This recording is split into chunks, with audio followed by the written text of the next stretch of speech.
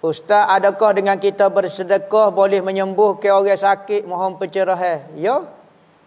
Jangan kita sangka hanya dengan makan ubat saja boleh menyihatkan tubuh. Tak. Nabi Muhammad sebut dah.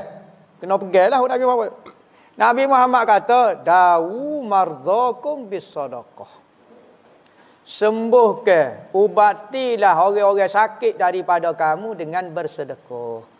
Kalau kita fikir dengan otak doktor lah ni, apa kaitan kita pitih kat orang sedekah, kat orang tolong orang? Kawan ni sakit, apa kaitan? Tak beri obat apa ke dia? Dah Nabi Muhammad royak lagu tu. Jangan kita jadi kolok seperti orang moden sekarang ni, percaya hanya makan obat saja dapat menyembuhkan.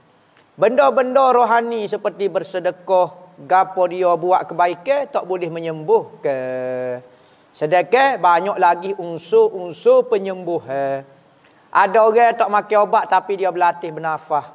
Ada orang begini tak makan obat pun sembuh siap.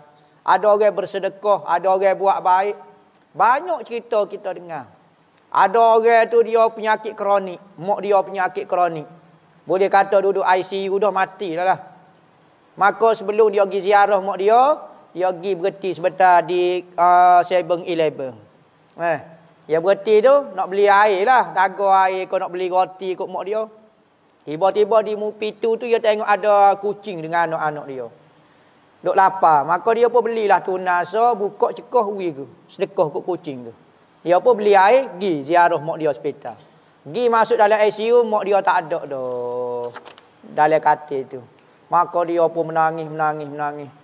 Dia kata, mana mak saya mati dah lah, bapa tak telefon royak kat saya. Maka Meksi pun royak. Meksi. Meksi kata, awak menangis bapa ni? Lah mak saya mati, ya ICU. Kata bapa tak royaknya. Awak kata dia dah mati. Bila masa matinya? Dah tak ada ni di katil dia. Dia dipindah kepada wak hak lebih molek lagi. Mak awak molek dah, sehat dah. Cuma sikit-sikit lah sakit. Dia pun cari wak apa dia? Wak biasa, wak standard KL panggil. Dia wak standard KL pergi. Tengok jumpa mak dia. Mak dia sehat rupanya. Hak anak mati lolo dah. ICU dah, ICU. Saya jumpa awak di akhirat je panggil. ICU at akhirat je panggil. Bahasa standard dia tu maksud dia. Apabila dia masuk dalam waktu, maka jumpa mak dia. Mak dia kata, mari mana? Dia pun ajak cerita lah. Dia kata, mari rumah kau. Allah dia kata, tak di mek tidur, tak di mek mepi. Kata, mari kucing. Mari mak kucing, anak kucing. 2-3 ekor. Mari kat mak cik. Dia pun telitah, dia sedekah makan kat kucing. Apa hubung kait di antara kucing dengan penyakit mak dia? Adakah kucing itu dewa sayap labuh? Nyamar doktor sebenar. Kau apa dia sebenarnya? Maka kita jangan jadi kolok seperti orang loni yang koya moden, koya besok tetapi tak faham apa. Banyak lagi unsur rawatan. Macam-macam cerita. Kalau nak dengar cerita, ni benda pengalaman masing-masing.